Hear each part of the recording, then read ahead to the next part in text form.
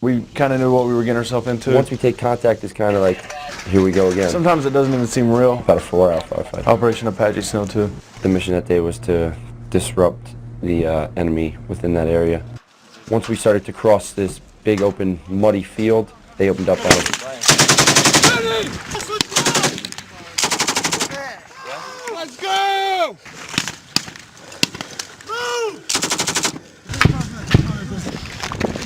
We were about 200 meters in and started catching a good sporadic fire. It's a pretty big rush. If you're used to it, it'll calm you down. Going to compound, my first step is to just make sure everyone gets to that next compound alive. They know I wouldn't lead them in the wrong direction. Go down the wall. Let's go! Keep moving, keep moving. We cut contact, the security element. Usually they would take most of the firepower off of us so we can continue the clear.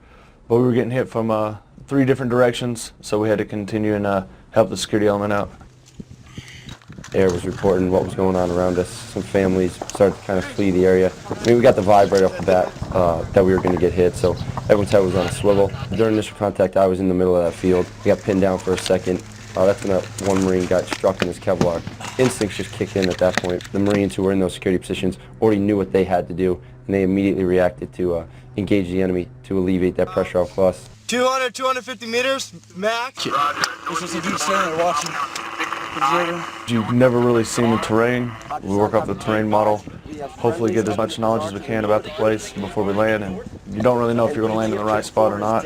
It's different, you don't really know what to expect when you go in there, if it could be booby-trapped or if there's IEDs everywhere or narcotics or anything.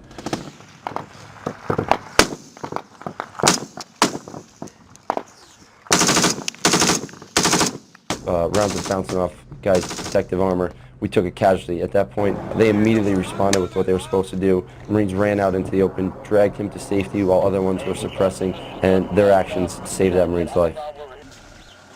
Medium machine gun fire, small arms fire, RPGs. At the time, we seemed to be pinned down. They had positive identification on several enemy fighters around us.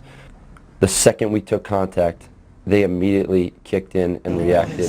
They don't know exactly where all of us are, so which allows our geometry to fire as long as we're tracking where everyone is to kind of isolate their positions and then neutralize some of the enemy, which obviously we did plenty that day.